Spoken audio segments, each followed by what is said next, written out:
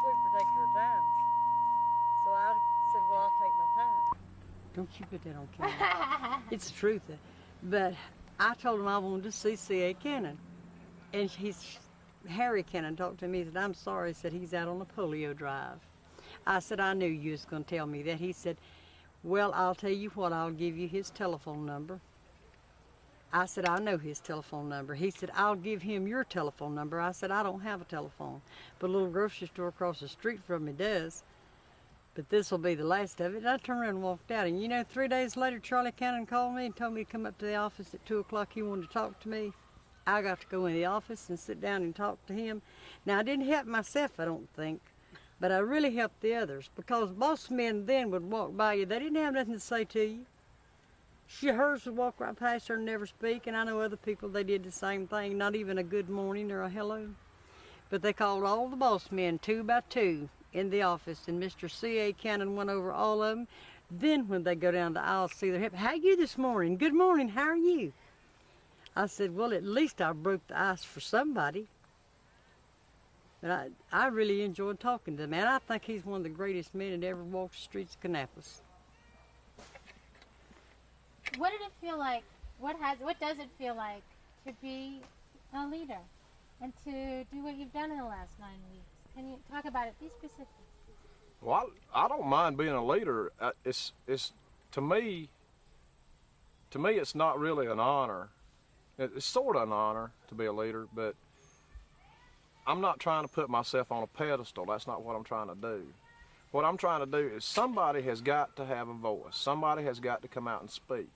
There's a lot of people in there that feel the same way I do, but they're afraid. They're afraid of their jobs. They're afraid of losing their jobs. They're single parents. They're afraid of losing their houses. You know, they're just afraid. And the more people I feel like I talk to about organizing, the better I feel. You know, I get their opinion. They get my opinion. I can tell them the truth. When the company goes in there, when they put them in those meetings and they tell them all those lies, they've got buku's lies, bunches. As they tell them, I get to tell them the truth. And the thing about it is, the difference is they'll flip this stuff on the screen and tell them about it, and then they take it off. And they flip it and tell them about it, take it off. They won't even show it to them after the meeting. You know, they flip it so fast. And it's lies, but those people holding the meetings are not the ones that's doing the lying. You see, it's the people telling them what to say who's doing the lying. That's the way they feel. And I just feel like I'm telling them the truth, and everything I tell them, I've got it in black and white. I can show it to them. You know, in case they don't believe me, I can show it to them. Everything I say. And how has it felt to watch all your fellow workers come together in the last 9 weeks? Oh, it's been great. It's really been great. Can you start by saying, watching the people in my mill come together and do this, and be specific. Talk about what you've seen and how people have pushed through, let's say, fear, and what that means. Okay.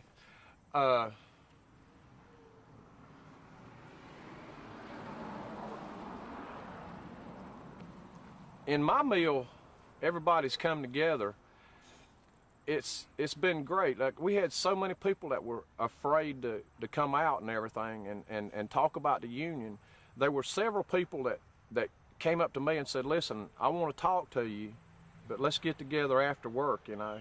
I said, okay, we'll go over to the union hall and talk. You know, that's neutral ground, you know. I said, we'll just go over there and talk. And they came over and talked, and after they heard the truth, they signed cards, you know, saying, I'll support you. I'll stand up for the union. We're going to be an organization. And before, like when the campaign first started, there were bunches and bunches of people who right now stand beside me, who wouldn't even talk to me, you know. I mean, they were actually scared to talk to me, afraid the boss men or the supervisors would see them talking to me. Even outside the fence on the gates when I was leafleting, they would, you know, they wouldn't talk to me because afraid the supervisor might be sitting in the parking lot taking pictures or something, have some camera crew, which they did have a camera crew, we know that. And they were afraid that they would be seen on camera or pictures or something talking to me, you know, because I was a leader, or I am a leader. And but when it all boiled down here for the last about 4 weeks, everybody's seeing.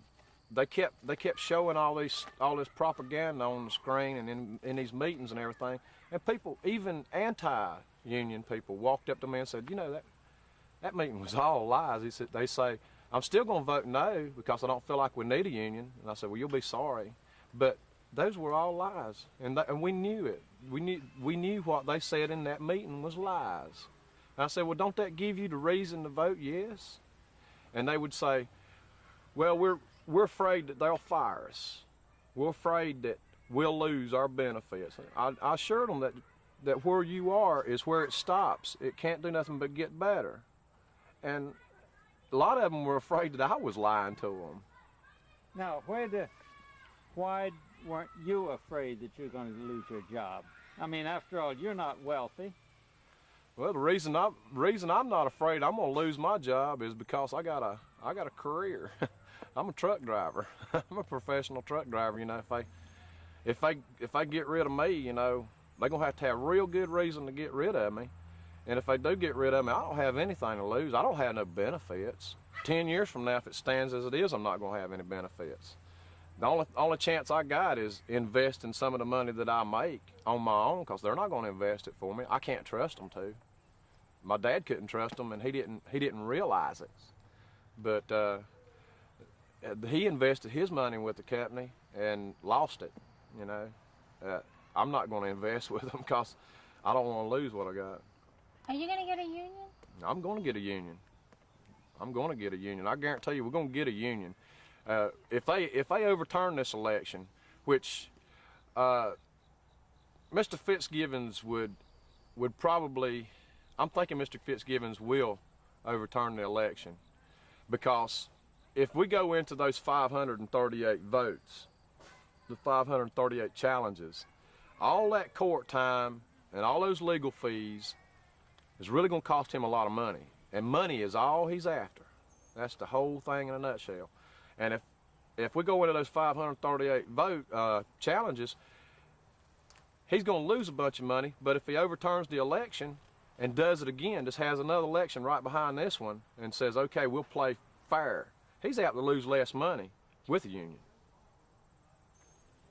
Okay. All right. Yeah. Yeah. Do you just, what is it? I mean, I don't know. I'm just wondering if you could tie together your grandmother's experience and your parents' experience into yours, and what, yeah, and what it feels like when you're fighting for this union. Are you fighting for all of you? That's right. Can you talk about that? Sorry, just tell what your father did, your mother did, your grandmother did, and you did. That is, your mother leafleted the gate, your father supported you, your grandmother gave you the tradition, and now what you're doing, so that the audience gets an idea that here's the line Okay. of influence. All right. Okay. All right. Well, my grandmother started the tradition back in the 20s when she went to work in the mill. They're cotton mill workers. My dad, he supported me through the whole union drive. He's been behind me 100%, and he sees how the union could do some good. Mom, she supported me in the union drive too. She stood right behind me, and she's got out and leafleted the gates. You know, been out with us workers out leafleting it on the gate. She'd go to the gate and support too. And what I've done is it's just virtually just been it's just been downhill, and I'm at the bottom down here. You know, they've done their dues. You know, they done put in their time, and here I am. I'm just stealing or chugging at it. You know. Okay, hold it. I want you to do that one more time, and Damon. Yeah, my This- hand with it. That's right, and go for each one. Okay, let's try You're it again. doing a Wait, lot more than that, man. It's with the same kind of enthusiasm, but we just need it for our purposes. You did fine. We just want you to do it again so we can hold on each individual as you talk about it. Okay. And look at her. Well, Okay. Yeah. Grandmother started the tradition in the cotton mill back in the 20s. Grandmother was a cotton mill worker, and she started it. Dad went to work in the cotton mill, and it just it just came right down the line to me. He supported me 100% through the whole drive. Even before the drive started, he was all for it. You know, and it just kind of flowed down to me. And Mother, she got out and she leafleted the gates and stood right beside me through it all and supported me. And they just encouraged me and gave me the drive that I've got to get out and talk to these people, go to the houses and go one-on-one with them, you know, and just tell them like it is. And I'm not going to stop. I'm going to always be union. Great. Now, you'll hold it. I want to get a still picture of this textile tradition.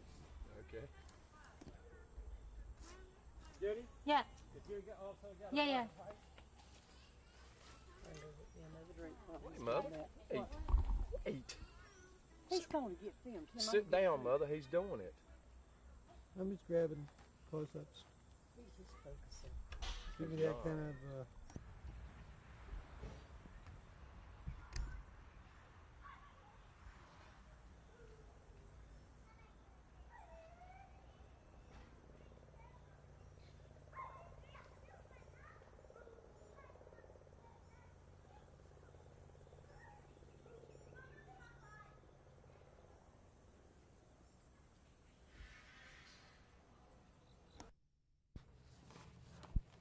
That's what I'd like to do.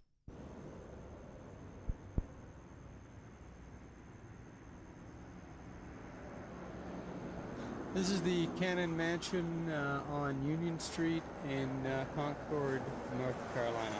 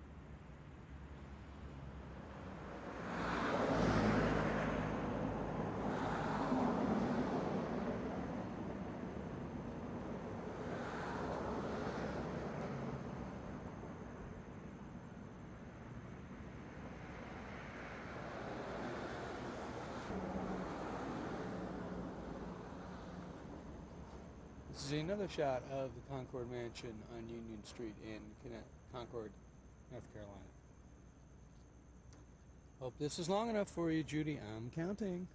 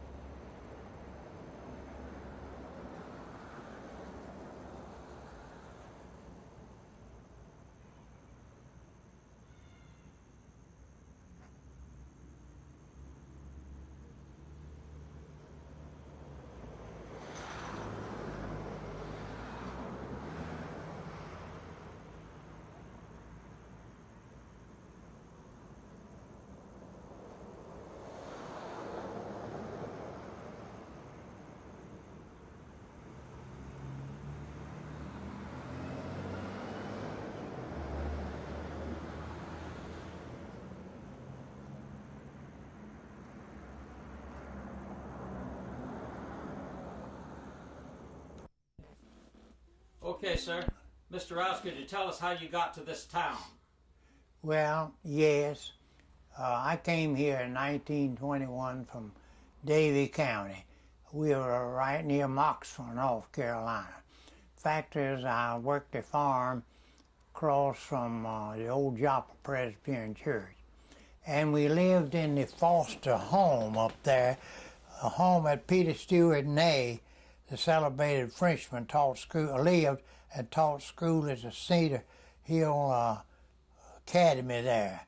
As you know, Peter Stewart Ney was due to be reported a general of Napoleon. So I came from Moxville.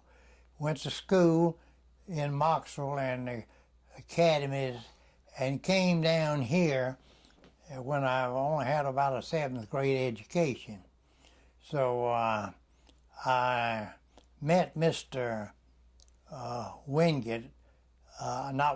Mr. Williams, a Methodist preacher, to be a Methodist preacher, Clarence Williams.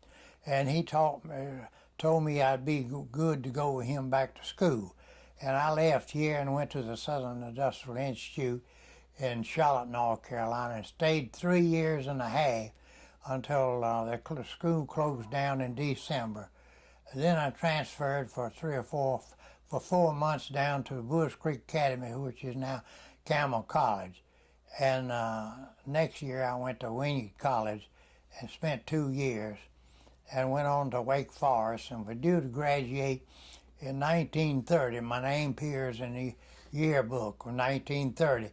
But Dr. Pascal wouldn't head of the Greek department, wouldn't approve of a course taken at Wingate, and I had to go back in 1931 and graduate in the summer school.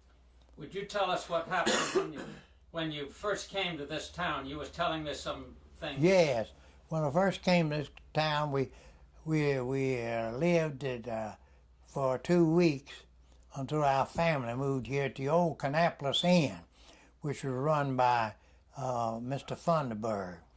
And when we entered there, they told us the next day we were due to meet a man by the name of Neeson Coggins and to carry us into our work. And they told us that the Union was throwing rocks at us and would probably hit us with rocks, but we didn't have any trouble. The Union had been completely destroyed or broke up. So we went to work, and I went to work in 1921, in September 1921. And I only worked here till next spring, and I went to this school. Now, when you came back, you were working at the YMCA. Could you tell us where that was? Well, I tell you, the YMCA was right here across from Canada Mill, the Fieldcrest on the corner there. Very large. One time we had over 12,000 members, one of the largest in America. Now, when you were there in 1933, do you remember what happened when the NRA came in? Could you describe that? NRA? Well, the NRA improved conditions. When I first came here, I worked $2 a day, and later on I made $2.50. But when I didn't come here to work at the Y until I graduated from college, and had taught a year down at the high school in Concord. When did you come here to work at the Y? 1933. Well, now, in 1934, right out in front of that Y, there was a lot of troops. Could you talk about that? Yeah, well, I'd rather leave that to Mr. Wingate. He'll know about that. They come in here when they had trouble. Had a flying squadron, I think it came in here. So I do know that the NRA did cut the hours down. We worked 10 hours a day, so they cut it to 8, and it was a good idea that. But I went to work at the Y during the Depression. So it was low pay and for a college graduate, but it was better than not having a job. And I worked there for 38 years. And now, some of the people who lived in the village then have told us that the Y was so good because they had hot water and showers. Yeah, Could you talk about that? They did have hot water for all the time, hot water, had a swimming pool, and they had all kind of facilities.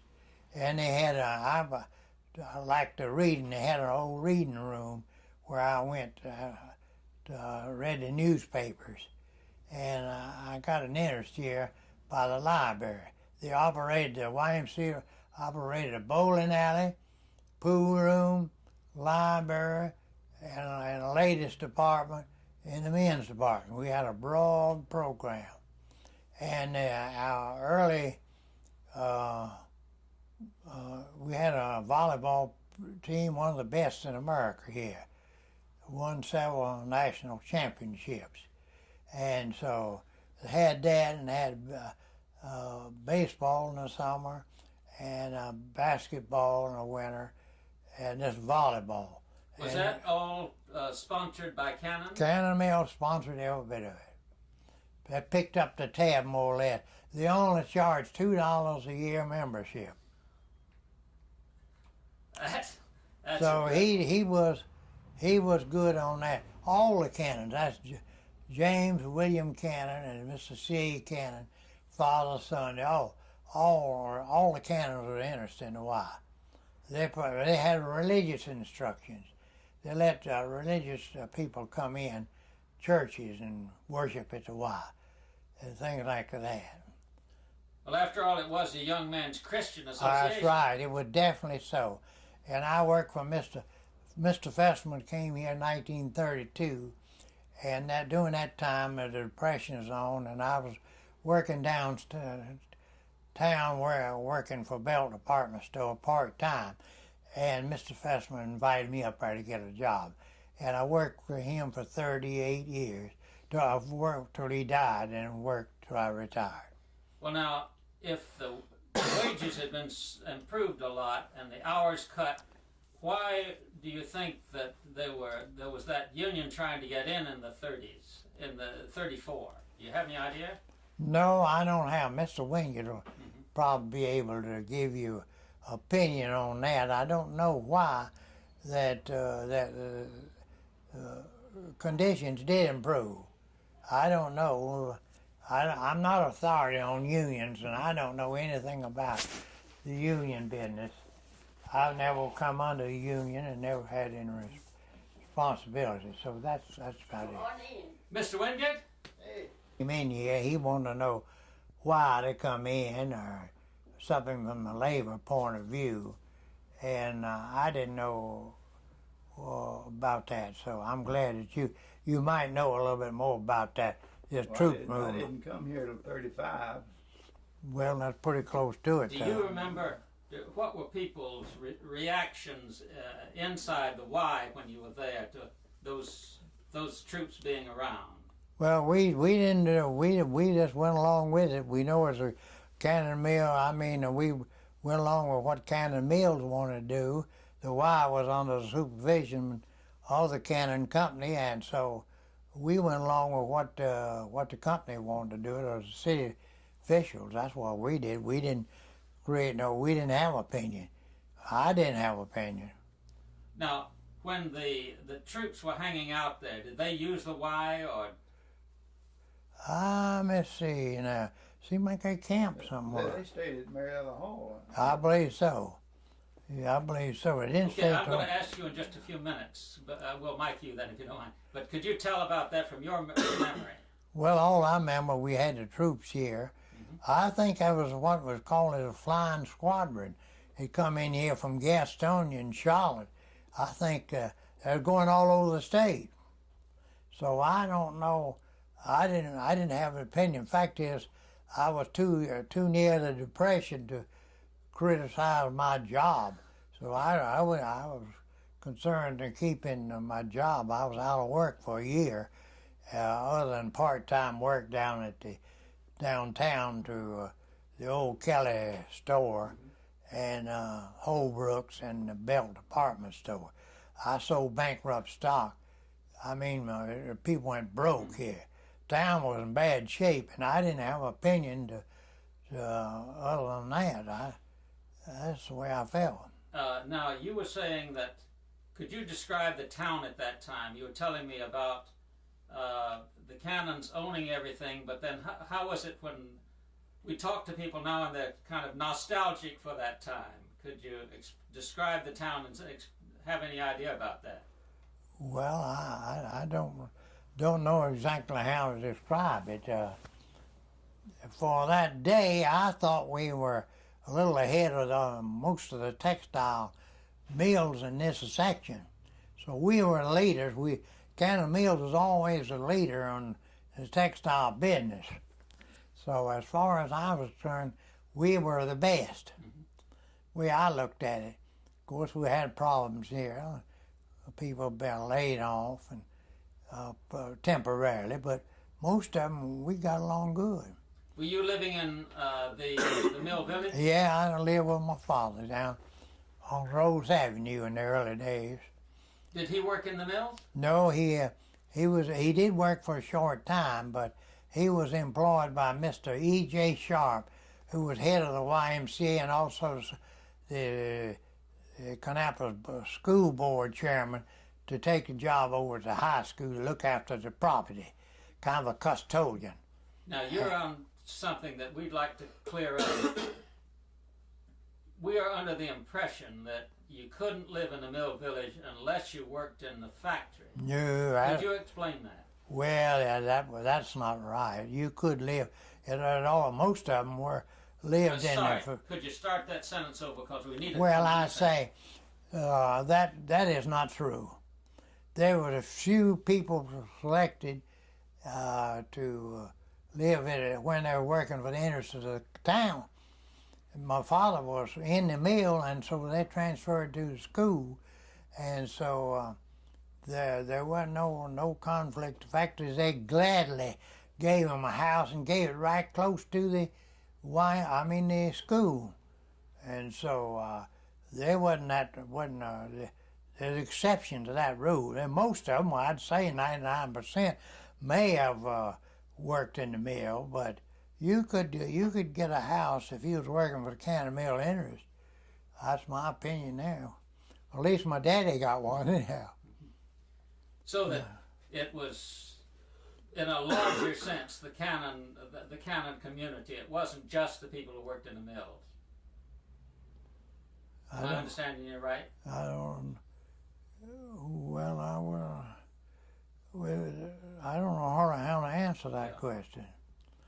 What about the churches here? Churches, Mr. Cannon promoted those. Fact is, I got a book here on.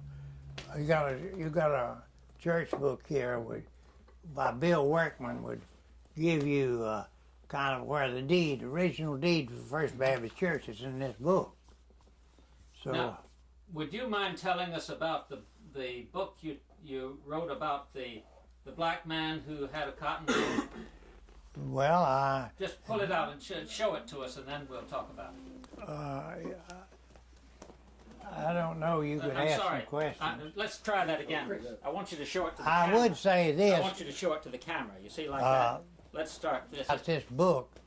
Then, and all my books, I did it more or less under the supervision. I got help from a historical book review in Raleigh, and also the Department of Archives and History. And then when I went over there, they told me this is the best book I'd written. Tell us about the book, just as though we'd never heard about it before. Well, it's been a long time since I've written it, and I forgot all the details. You would have to take the book itself, and you'd get my point of view. But for our television audience, could you say this is a book about, name the man and say he was the one black man that had a cotton mill? Yes. This book is The Noble Experiment of Warren C. Coleman by J.K. Rouse. It has a picture on the front of the plot of land on West Concord. It tells about Coleman being a leader in the black community. He owned about 50 houses and real estate in Concord. He owned the property on where the J.T. Penney Company on that, and also a civil and a building loans section on Depot Street. He owned property all over town. He lent money, and he was considered a very, very outstanding businessman. He was a president of the North Carolina State Fair, and he owned one of the original telephones in Concord, when the telephone company. He owned property all over town, and he was a very, but most of the facts would come from anybody reading the book. Now, could you tell us about him as a textile manufacturer? Well,